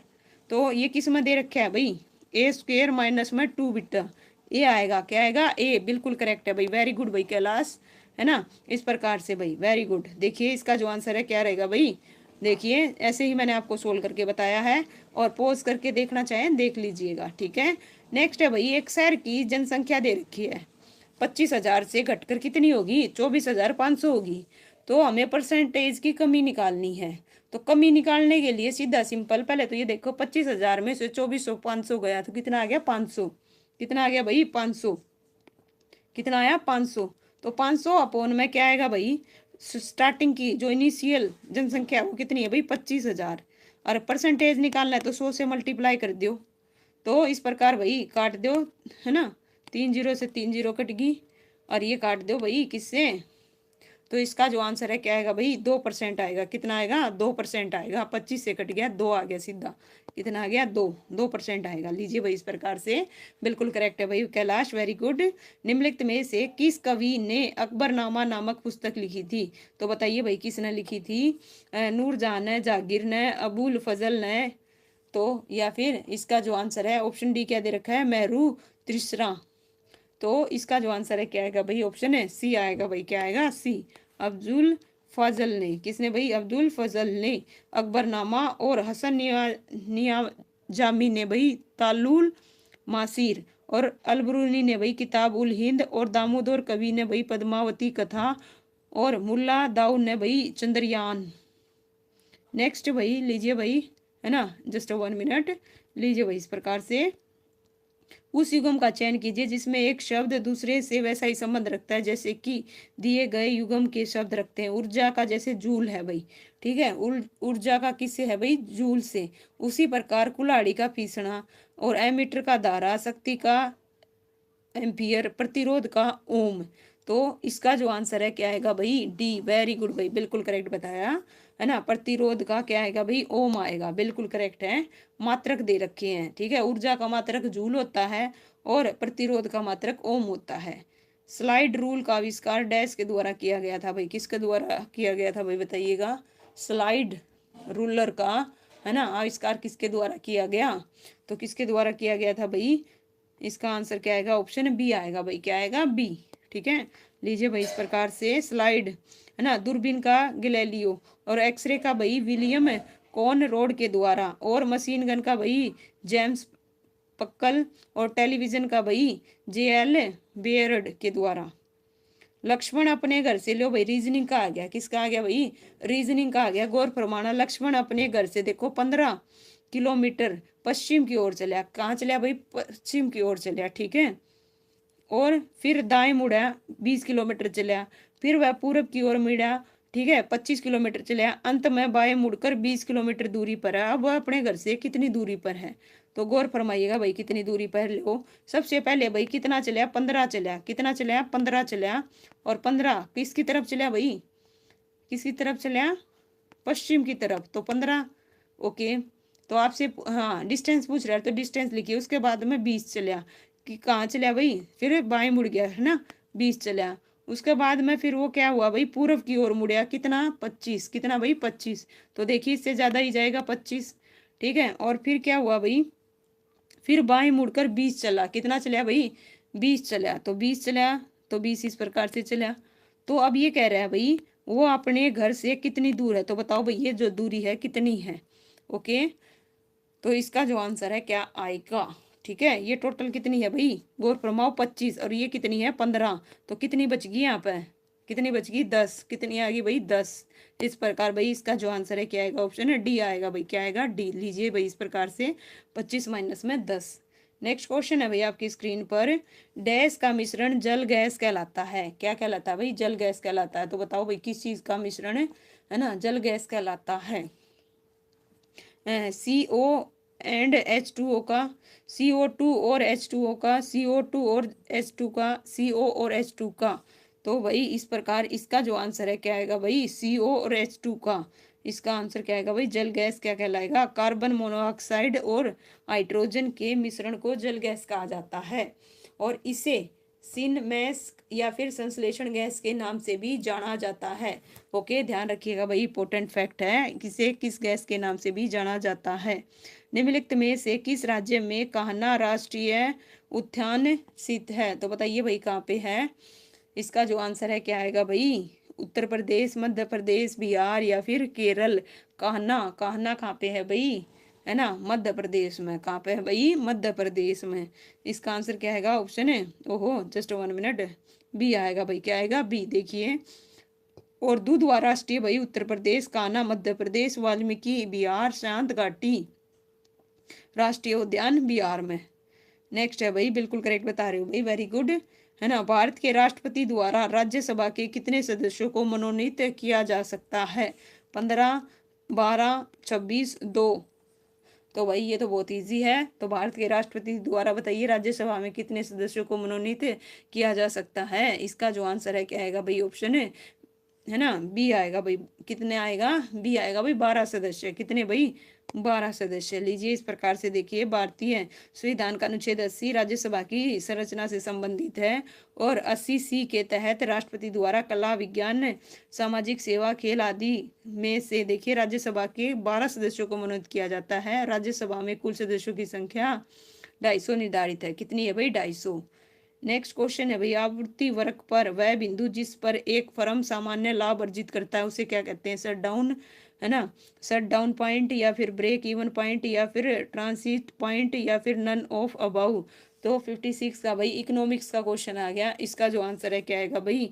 Break even point आएगा। ऑप्शन बी आएगा भाई। क्या आएगा? ऑप्शन है बी। लीजिए भाई, इस प्रकार से देखिए, जस्ट 1 मिनट, 1 मिनट दीजिए भाई। ठीक है, देखिए, आपूर्ति वर्ग पर वह बिंदु जिस पर एक फर्म सामान्य लाभ अर्जित करता है उसे ब्रेक इवन बिंदु कहते हैं। ये बिंदु उस स्थिति को दर्शाता है जहां फ्रेम का कुल राजस्व उसकी कुल लागत के बराबर होता है और कोई देखिए लाभ नहीं कमा रहा होता। कंप्यूटर का आ गया भाई। बताइए, कंप्यूटर पर भारतीय भाषाओं के उपयोग की सुविधा के लिए भारत में 1980 के मध्यम, है ना, दशक में भारतीय लिपियों के लिए एक सामान्य मानक कोड विकसित की गई जिसे डैश कहा जाता है।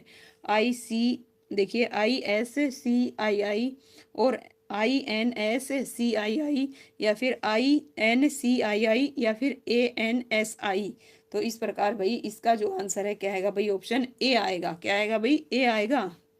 क्या आएगा? ए आएगा। देखिए, इस प्रकार से कंप्यूटर पर सूचना विनिमय के लिए भारतीय सीक्रेट कोड कहा जाता है और भारत में 1980 के दशक के मध्यम विकसित किया गया था और ISCII को 1986-68 के मध्यम इलेक्ट्रॉनिक विभाग के तहत एक मानकीय समिति के द्वारा विकसित किया गया था। इसे 1991 में भारतीय मानक ब्यूरो द्वारा अपनाया गया। ओके, ठीक है भाई। ओके कैलाश, लीजिए भाई नेक्स्ट क्वेश्चन आपकी स्क्रीन पर बताइएगा भाई, किसका आ गया, है ना, कैग का। देखिए क्या दे रखा है? महालेखाकार, है ना, लेखा और क्या है? हकदारी हरियाणा किसके अधीन कार्य करता है?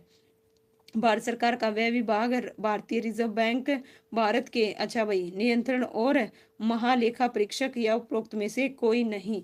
तो 58 का जो आंसर है भाई क्या आएगा भाई? क्या बता रहे हो भाई? सी बिल्कुल करेक्ट है ना। क्या आएगा भाई? भारत के नियंत्रण और महालेखा परीक्षक। इसका उल्लेख भारतीय संविधान के भाग 5 के अनुच्छेद 148 से 151 में किया गया है।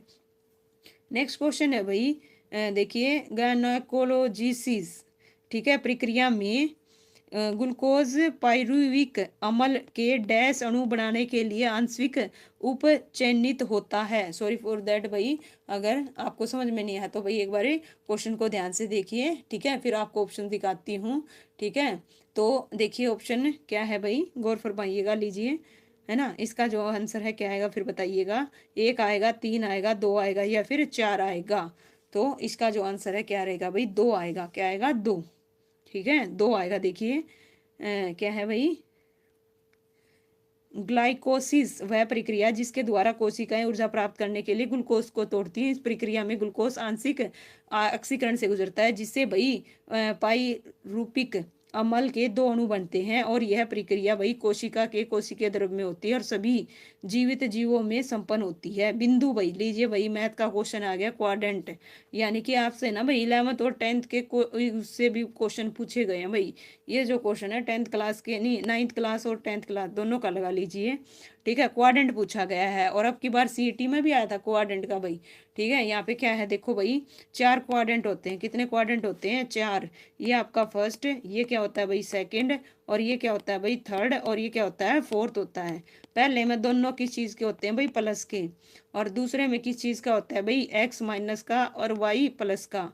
ओके, और इसमें भाई तीसरे में है ना, क्या होगा भाई? दोनों माइनस के। दोनों किस चीज़ के होंगे? माइनस के होंगे।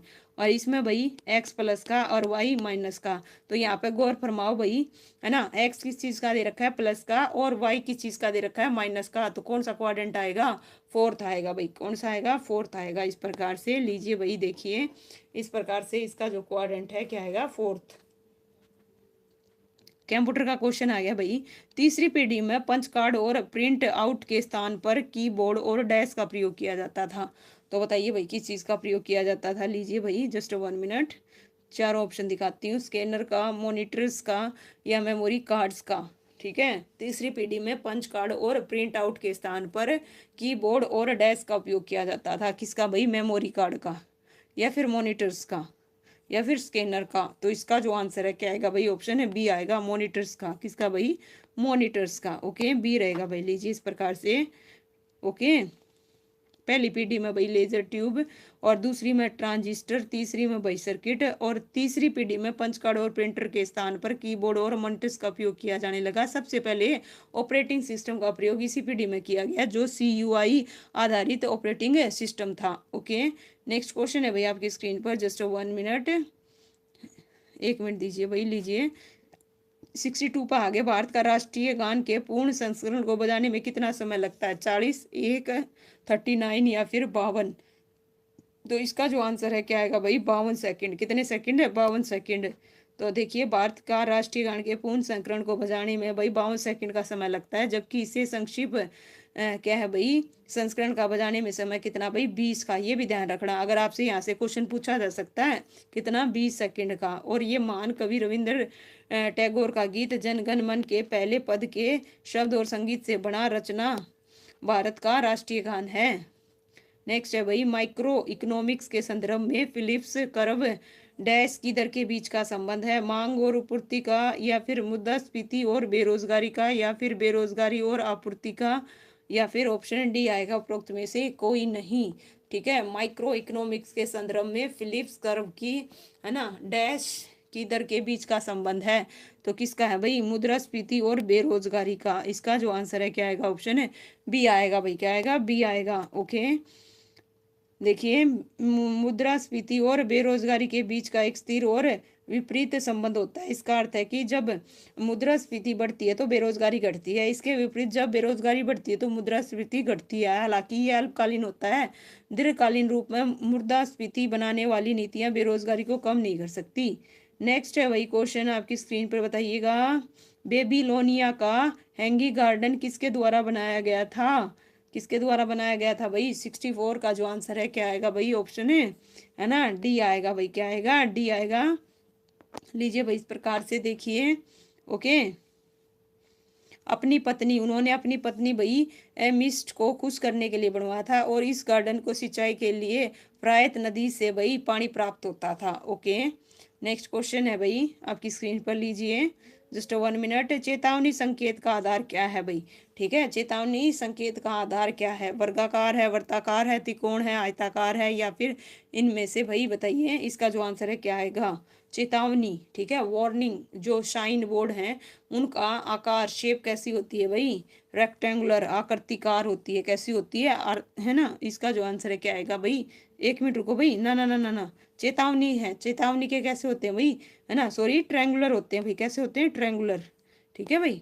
ओके, सॉरी फॉर दैट, देखिए ट्रायंगुलर आएगा भाई। ओके, इसका आंसर क्या रहेगा? जिनका किनारा क्या होता है भाई? लाल रंग का होता है। क्या होता है? लाल रंग का, है ना। लो भाई, आ गया ना डे से रिलेटेड भाई। ठीक है, बताइए, हम विश्व जल दिवस कब मनाते हैं? 22 जनवरी को, 22 फरवरी को, 22 मार्च को, 22 अप्रैल को? तो भाई डेज की एक क्लास लेकर आनी पड़ेगी, इंपॉर्टेंट है CET के रिगार्डिंग। तो भाई इस प्रकार इसका जो आंसर है क्या आएगा भाई? ऑप्शन है ना, सी आएगा, मार्च 22। क्या है भाई? मार्च 22 को विश्व जल दिवस 1993 से प्रत्येक वर्ष भाई 22 मार्च को मनाया जाता है। यह संयुक्त राष्ट्र संघ द्वारा मनाया जाने वाला एक वार्षिक कार्यक्रम है जो मीठे जल के महत्व पर केंद्रित है। और विश्व जल भाई 2025 की जो थीम थी, देखिए क्या थी? वस्तु ग्लेशियर संरक्षण। क्या थी भाई? वस्तु ग्लेशियर संरक्षण थी। 67 क्वेश्चन है भाई, किस अनुच्छेद में भारत के चुनाव आयोग के कार्यालय का प्रावधान है? तो बताइए, अनुच्छेद 326, 368, 324, 328। तो इसका जो आंसर है क्या आएगा भाई?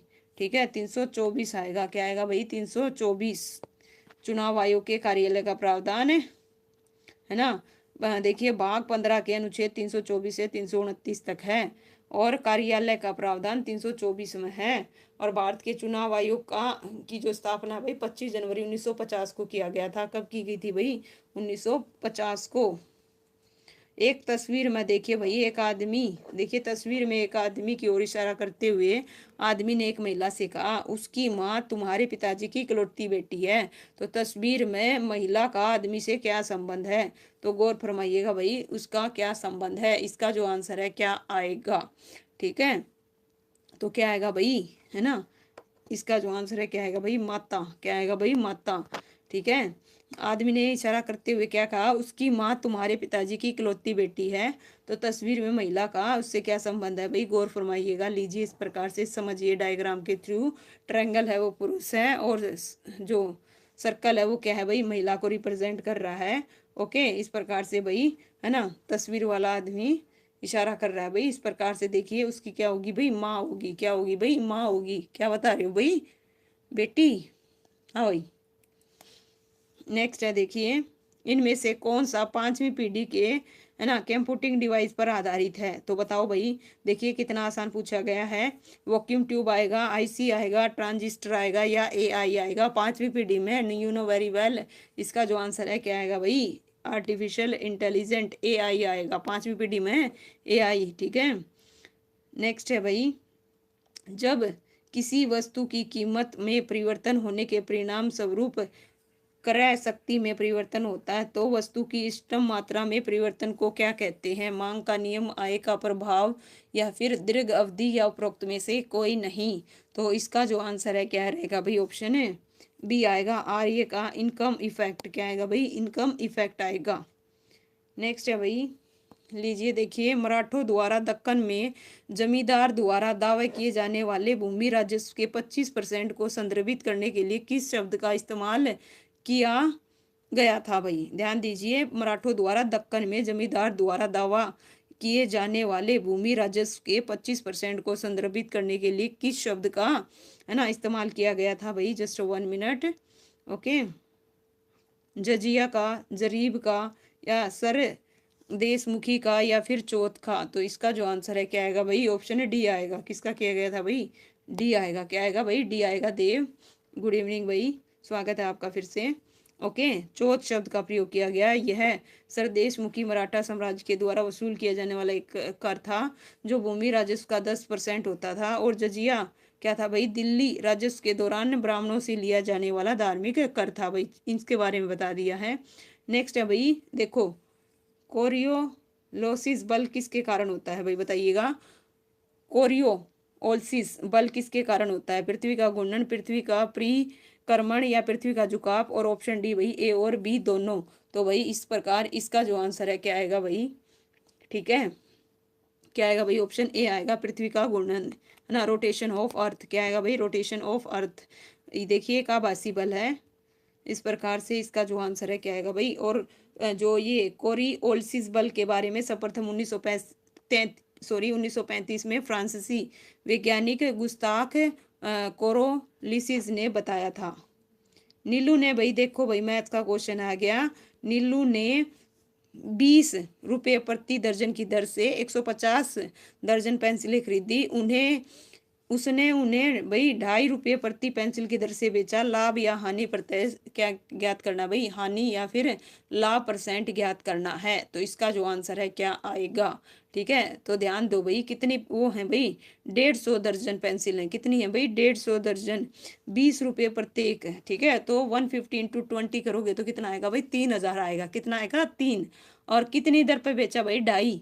और एक को कितने पे बेचा, 2.5। तो दर्जन में कितनी होती है, 12 होती हैं। तो लो भाई इस प्रकार से देखिए है ना, आइए समझिएगा, गौर फरमाइएगा है ना। 150 दर्जन पेंसिलों का कुल विक्रय मूल्य कितना हो गया भाई, 3000 हो गया। और 2.5 रुपये प्रति बेचने पर भाई उसका विक्रय मूल्य कितना आएगा, 150 इंटू में 12, क्योंकि दर्जन में है, इंटू में 2.5। तो इस प्रकार कितना आ गया भाई, 4500। कितना आ गया भाई, 4500। तो क्या होगा, उसे प्रॉफिट होगा। क्या होगा भाई, प्रॉफिट होगा, क्योंकि उसने खरीदी तो कितना में थी, 3000 में, बेच कितने में दी, 4500 में। तो इस प्रकार कितना भाई, 1500 का है ना उसे लाभ हुआ। और परसेंटेज निकालनी है तो परसेंटेज निकालने का फार्मूला क्या होता है भाई, आपको पता होना चाहिए है ना। क्या होता है भाई, प्रॉफिट, ओहो जस्ट 1 मिनट, प्रॉफिट अपॉन में सीपी इंटू में क्या होता है, 100 होता है। तो सीपी कितना दे रखा है भाई, 3000, और इंटू में 100, और प्रॉफिट कितना आया भाई, 1500। तो कितना आ गया, 50% आ गया। कितना आ गया, 50%। लीजिए भाई इस प्रकार से, जस्ट 1 मिनट। नेक्स्ट क्वेश्चन आपकी स्क्रीन पर, पाइथन में एक है ना, देखो भाई, एक टिप्पणी डैश से शुरू होती है भाई, किससे होती है भाई। ये क्वेश्चन मैंने ना एक कंप्यूटर के क्वेश्चन करवाए थे आपको, उसमें आया हुआ था। ठीक है, मैंने एक कंप्यूटर की सीरीज चला रखी है टॉपिक वाइज, तो उसमें भी ये क्वेश्चन आया था। तो इसका जो आंसर है क्या आएगा भाई, ऑप्शन ए आएगा। क्या आएगा, ए। लीजिए भाई, इस प्रकार से देखिए, पाइथन है ना हैशटैग से शुरू होती है और ये टिप्पणियां पंक्ति के अंत में समाप्त होती है। अर्थात हैशटैग के बाद प्रत्येक, देखिए, पंक्ति के अंत में लिखी गई कोई भी बात सिग्नल लाइन टिप्पणी मानी जाती है। ठीक है भाई, बिल्कुल, वेरी गुड भाई देव एम कौशिक। नेक्स्ट क्वेश्चन है भाई 4, 8, 16, 32, 64 और क्वेश्चन मार्क की जगह बताना है भाई। ठीक है, गौर फरमाइएगा यहाँ पे क्या आएगा। ओके, अगर हम देखें सीक्वेंस से 4 का डबल कितना होता है भाई, 8 होता है। 2 से मल्टीप्लाई कर दिया, 8 को 2 से कर दिया तो 16, 16 को 2 से कर दिया 32, तो 32 को 2 से किया तो 64, तो 64 को अगर हम 2 से मल्टीप्लाई करेंगे तो कितना आएगा, 128 आएगा। कितना आएगा, 128। बिल्कुल करेक्ट है भाई, बिल्कुल इजी दे रखा है। देखो इस प्रकार से समझ लीजिएगा। अगर मेरा नहीं समझ में आया तो आपको डायग्राम दिखा दिया है, तो वहां से भी समझने की कोशिश कीजिएगा। नेक्स्ट क्वेश्चन है भाई 76 आपकी स्क्रीन पर भाई, मोस्ट इंपॉर्टेंट है ना। तो इसके बारे में बताइए भाई। भारतीय मुद्रा करेंसी नई सीरीज के 20 रुपए के नोटों के पीछे कौन सी छवि है। तो बताइए, एलोरा की गुफा, पत्थर का रथा एमपी, या फिर रानी का वाव, या उपरोक्त में से कोई नहीं। ठीक है, 20 रुपीज के नोट पे, ठीक है, 20 रुपीज के नोट पे बताइए इसका जो आंसर है क्या आएगा भाई, ऑप्शन है एलोवेरा की गुफाएं। क्या आएगा भाई, एलोवेरा की गुफाएं। इसका आंसर क्या रहेगा, ये आएगा। आइए भाई सभी के बारे में बताते हैं। देखो, 10 रुपए के नोट पर किसका, कोंकण का सूर्य मंदिर, 20 रुपए के नोट पर एलोवेरा की गुफाएं, 50 रुपए के नोट पर एमपी, और 100 रुपए के नोट पर रानी का बाव, और 500 रुपए के नोट पर लाल किला, और 2000 रुपए के नोट पर चंद्रयान। क्या है भाई, चंद्रयान। भारत का पहला एरो स्पोर्ट्स सेंटर हरियाणा के किस स्थान पर स्थापित किया जाएगा। ठीक है भाई, गौर फरमाइएगा, किस स्थान पर स्थापित किया जाएगा। लीजिए भाई, मानेसर, नरवाना, लुआरू, फिर नारनौल। तो इसका जो आंसर है क्या आएगा भाई, कहाँ पे स्थापित किया जाएगा, नो डाउट नारनौल। क्या आएगा भाई, है ना। जस्ट 1 मिनट भाई। ठीक है, इसका जो आंसर है क्या आएगा भाई, नारनौल आएगा। Okay, Rajiv Gandhi aero sports centre Bharat का पहला एरो स्पोर्ट्स सेंटर है, जो कि हरियाणा के नारनौल हवाई अड्डे पर है। इसे भाई 31 जनवरी 2010 को स्थापित किया गया था। इस केंद्र में para jumping, para selling, hot air balloon gliding, sky drive जैसे विभिन्न एरो स्पोर्ट्स का व्यापक परीक्षण प्रदान किया जाता है। लो भाई, मैथ का क्वेश्चन आ गया, है ना। इसका जो आंसर है क्या आएगा भाई, गौर फरमाइएगा। ठीक है, क्या दे रखा है भाई, ए प्लस बी का क्यूब प्लस में ए माइनस बी का होल क्यूब प्लस में 6 ए इंटू में ए स्क्वेयर माइनस बी स्क्वेयर किस चीज़ के इक्वल होगा, इसका मान बताना है। तो इसका जो मान है भाई, आपको फार्मूला आना चाहिए, आइडेंटिटी आनी चाहिए। किसकी आनी चाहिए, ए प्लस बी का होल क्यूब की और ए माइनस बी के होल क्यूब की। तो भाई क्या होती है, ए का क्यूब प्लस बी का cube plus 3a square b plus में 3ab स्क्वेयर। और इसी प्रकार से माइनस वाले में बस क्या लग जाएगा, माइनस लग जाएगा। ठीक है, गौर फरमाइएगा। देखिए इस प्रकार से इसका जो आंसर है क्या आएगा। ठीक है, देखो, ए प्लस बी का क्यूब क्या होता है भाई, ए का क्यूब प्लस बी का क्यूब प्लस 3। ये कैसे आया भाई, अगर मैं इसको ना खोल लूँ तो गौर फरमाइएगा। देखिए, ए का क्यूब प्लस में बी का क्यूब, है ना, और प्लस में होता है 3ab, इंटू में ए प्लस बी होता है। क्या होता है, ए प्लस बी होता है। और इसकी यहाँ से मल्टीप्लाई करोगे तो 3a स्क्वेयर बी आएगा और प्लस में 3ab स्क्वेयर। इसी प्रकार से इस आइडेंटिटी को खोलोगे तो ये आएगा। तो माइनस वाले तो कट जाएंगे, बी क्यूब से बी क्यूब कट गया और इससे ये कट गया, है ना, तो माइनस वाले कट गए। बाकी देखो भाई, है ना, जो 6a था इसकी इसके साथ भी मल्टीप्लाई कर दी और इसके साथ भी मल्टीप्लाई कर दी। तो यहाँ पे क्या बच गया भाई, ए क्यूब बच गया, है ना, और यहाँ पे भी एक क्यूब बचा हुआ है। तो इस प्रकार देखिए, 3a स्क्वेयर, देखो 3ab स्क्वेयर, तो 3 और 3 कितना हो गया, 6। इस 6 से ये 6 कट गया। ठीक है, इस 6 से ये 6 कट गया, तो बच कितना गया भाई, 8a क्यूब आ गया। कितना आ गया, 8a क्यूब आ गया भैया। मुस्कान देवी स्वागत है भाई आपका भी। ठीक है भाई, मुकेशी देवी स्वागत है भाई। देखिए, 2011 की जनगणना के अनुसार भारत का लिंग अनुपात क्या था। ठीक है, 2011 की जनगणना के अनुसार पूछ रखा है कितना था।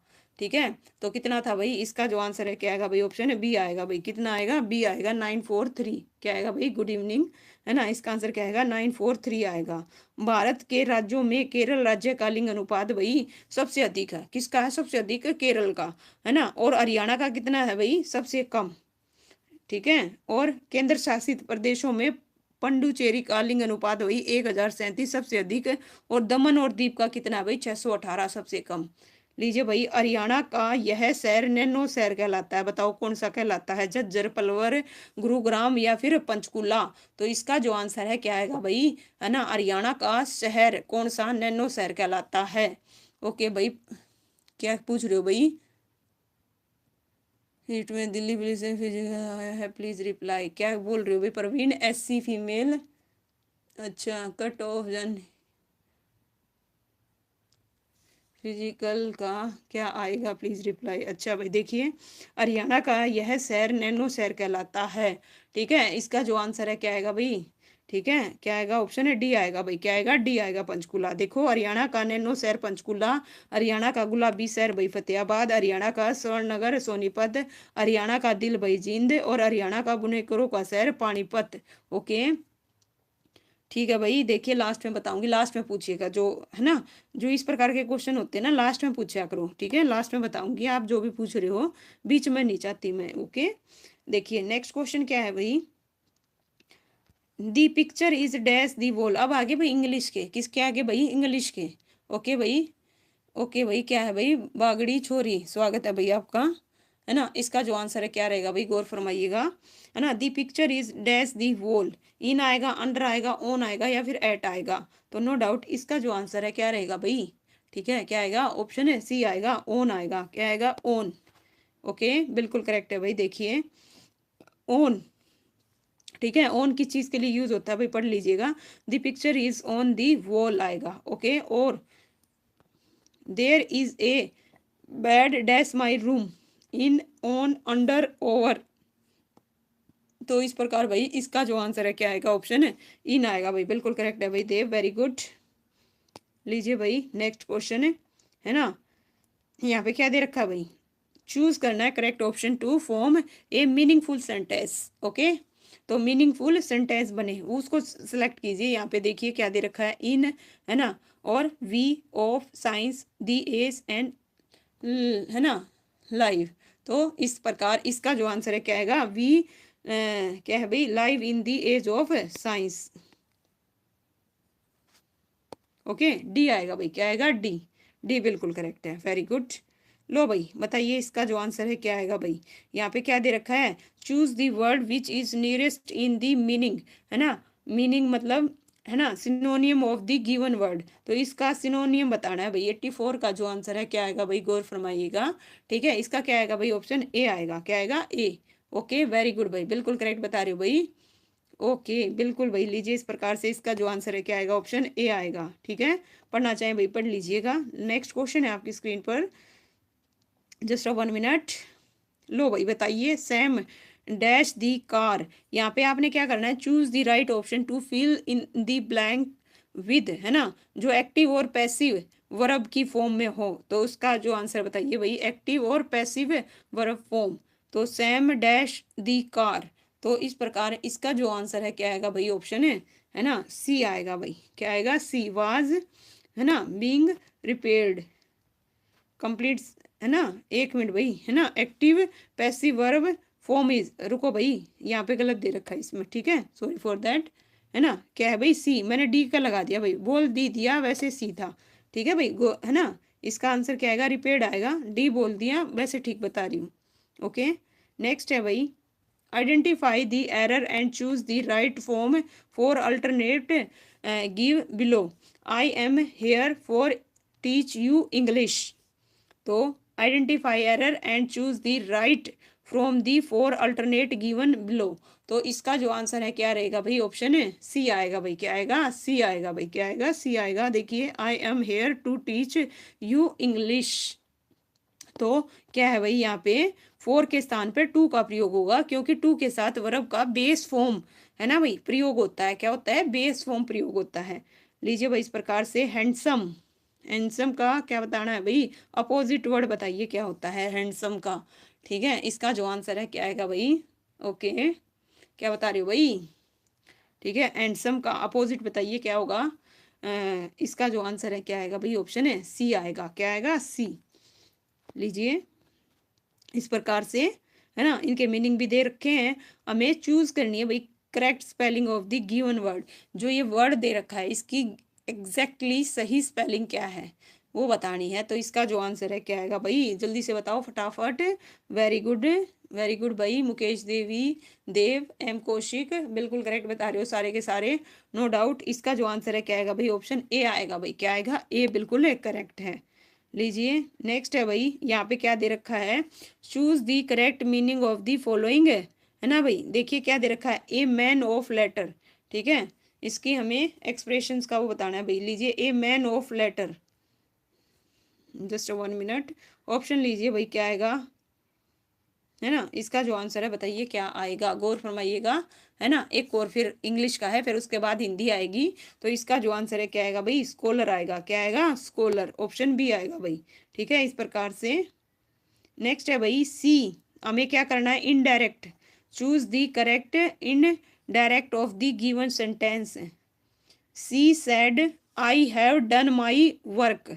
तो इस प्रकार इसका जो आंसर है क्या आएगा भाई, गौर फरमाओ। देखो सी सेड दैट, है ना, she had done her work, option D आएगा भाई। क्या आएगा, डी इसका बिल्कुल करेक्ट होगा भाई। क्या आएगा, डी। सी कैसे आएगा भाई देव, है ना। इसका जो आंसर है क्या रहेगा, सी किसका बता रहे हो, इसका आंसर क्या आएगा, ऑप्शन है डी आएगा। देखो ध्यान से, है ना।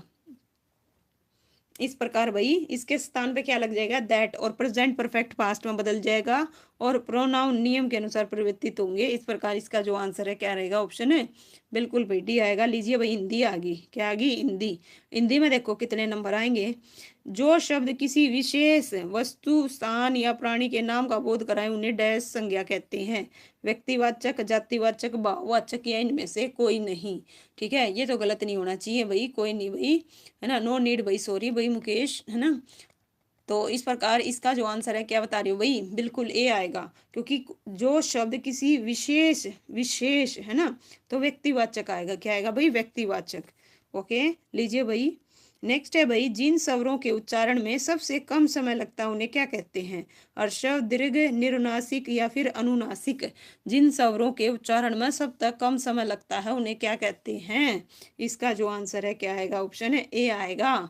क्या आएगा भाई, ए बिल्कुल करेक्ट है। लीजिए भाई नेक्स्ट क्वेश्चन आपकी, और ये कितने होते हैं, 4, और इन्हें एक मात्रिक भी कहते हैं जिनकी उत्पत्ति दूसरे स्वरों से नहीं होती। ए, ई, उ और री, ध्यान रखिएगा ये 4 होते हैं। नेक्स्ट क्वेश्चन आपकी स्क्रीन पर भाई, टोटल 100 क्वेश्चन करेंगे। टोटल कितने हैं भाई, 100 क्वेश्चन का पेपर आता है, पता होगा आपको, है ना। 93 पे आ गए, 7 क्वेश्चन और रह गए, बताओ 7 8 रह गए, है ना। आप स्वयं चल कर देखें, यह वाक्य डैश सर्वनाम का उदाहरण है। आप स्वयं, स्वयं आ गया पहली चीज तो, और आप खुद चल कर देखें, मतलब आप स्वयं चल कर देखें। ये किसका है भाई, निजवाचक का, बिल्कुल करेक्ट है भाई, निजवाचक का है। किसका है, निजवाचक का। देखिए आप स्वयं चल कर देखें, यह निजवाचक सर्वनाम का उदाहरण है। वक्ता या लेखक स्वयं अपने लिए जिन सर्वनामों का प्रयोग करता है उन्हें निजवाचक, अपनी, अपने आप, स्वयं, खुद, सत, निज आदि, ये निजवाचक सर्वनाम के उदाहरण हैं। तरुण एक संज्ञा है, इसका भाववाचक संज्ञा रूप क्या होगा भाई बताइएगा। भाववाचक, तरुण एक संज्ञा है, शब्द है, और इसकी भाववाचक रूप बताना है कौन सा आएगा, है ना। इसका जो आंसर है क्या रहेगा भाई, सी बिल्कुल करेक्ट बताया भाई। क्या आएगा, तरुणाई। क्या आएगा भाई, आई पर त लग जाएगा भाई। क्या लग जाएगा, आई। देखिए इस प्रकार से, है ना, तद्धित प्रत्यय लगाकर भाववाचक संज्ञाएं बनाई जाती है। देखिए आई, ता, तब, इमा और इन इत्यादि। लीजिए भाई इन ध्वनियों को बताइए, स्वर में कहते हैं। इन ध्वनियों को डैश व्यंजन कहते हैं, स्पर्शी, नासिक, संग्रसी, पार्श्विक। तो इस प्रकार भाई इसका जो आंसर है क्या आएगा, है ना। क्या आएगा भाई, इन्हें क्या कहते हैं, नासिक कहते हैं। क्या कहते हैं भाई, नासिक है। ओके, संग्रसी नहीं कहते भाई, किसने कहा संग्रसी कहते हैं इसको। इसका आंसर क्या आएगा, नासिक है भाई। 5वें वो हैं, हिंदी में अनुनासिक वर्णों की संख्या कुल 5 हैं, और ये पंचमाक्षर कहलाते हैं। इनका उच्चारण मुंह में बंद करके नाक से पूरी सांस ली जाती है, इसीलिए इन्हें नासिक व्यंजन कहते हैं, ठीक है। कर्ता का कारक चिन्ह ने का प्रयोग सकर्मक क्रियाओं में होता है, वर्तमानकालीन, भूतकालीन, भविष्यकालीन, और इनमें से कोई नहीं। ये जो क्वेश्चन है ना, मैंने हिंदी के जब क्वेश्चन कराए थे उसमें बिल्कुल करवा रखा है। आप जितनी भी मैंने हिंदी की अब क्लास ले रही हूँ करके देखिएगा, है ना, उससे बाहर क्वेश्चन नहीं जाएगा भाई, ठीक है, आप चाहे कितने क्वेश्चन देखिए हिंदी के, कर्ता का कारक चिन्ह ने का प्रयोग सकर्मक क्रियाओं में होता है, तो इसका जो आंसर है क्या आएगा भाई, भूतकालीन आएगा। क्या आएगा भाई, भूतकालीन। देखिए ने विभक्ति का प्रयोग मुख्य रूप से भूतकाल में किया जाता है। जब अकर्मक क्रिया सकर्मक बन जाती है और ने जोड़ने से क्रिया के लिंग और वचन कर्म के अनुसार होते हैं। लीजिए, इस प्रकार से राधिका ने सिनेमा देखा, अक्षय ने कहानी लिखी। ओके, इस प्रकार लीजिए भाई नेक्स्ट क्वेश्चन आपकी स्क्रीन पर, जस्ट 1 मिनट।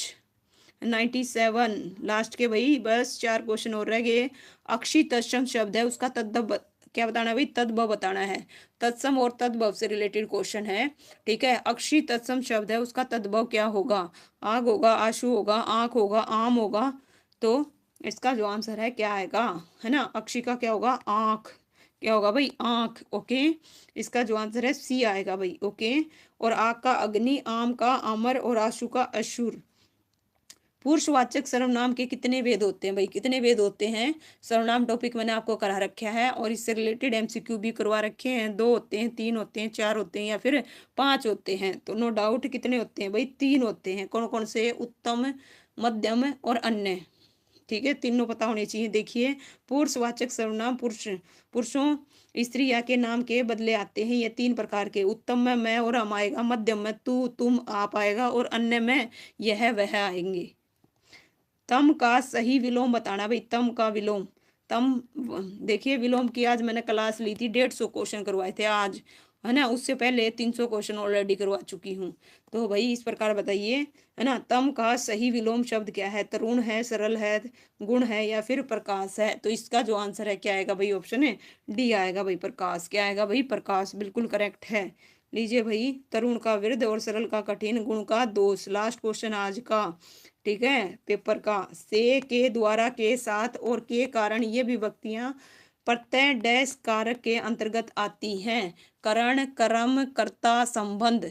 ठीक है, इस प्रकार भाई इसका जो आंसर है क्या आएगा, ठीक है, क्या आएगा भाई, करण आएगा। क्या आएगा, करण, है ना। देखिए, करण शब्द का अर्थ, पहली चीज तो क्या होता है, साधन। संज्ञा या सर्वनाम के जिस रूप से क्रिया संपन्न होती है उसे करण कारक कहते हैं। इसकी विभक्तियां से, के, द्वारा, के साथ हैं। उसने पेंसिल से चित्र बनाया, वह लकड़ी से वृक्ष काटता है। साधन का बोध होगा, करण से किस चीज का बोध होगा, साधन का। ठीक है, आपको पता चलेगा। और इसमें जो भी विभक्तियां रहेंगी, से, के, द्वारा और के साथ। ठीक है, इसके अलावा जो एक्स्ट्रा पॉइंट है भाई, उसमें भी मैंने आपको थ्योरी की क्लास में करवा रखा है। इसके अलावा एमसीक्यू की में भी आपको डिटेल से बता रखा है। उम्मीद करती हूँ भाई आपको ये सेशन पसंद आया होगा। भाई M Kaushik, Dev, Mukesh Devi, thank you so much भाई। ठीक है, जितने भी बच्चे भाई लाइव जुड़े उन सभी का शुक्रिया। और भाई, है ना, इस प्रकार से आज हमने एक और पेपर को कंप्लीट कर दिया। उम्मीद करती हूँ, है ना, आपको सेशन पसंद आया होगा। भाई वीडियो को लाइक कीजिए, शेयर कीजिए और इसी तरह से और पेपर पाने के लिए भाई कमेंट कीजिए। ठीक है, पूरा सोल्व करवाऊंगी आपको, है ना। आप चाहते हो नहीं चाहते हो वो भी बताइएगा। ठीक है, थैंक यू सो मच। मिलते हैं भाई नेक्स्ट कल सुबह हिंदी की क्लास में।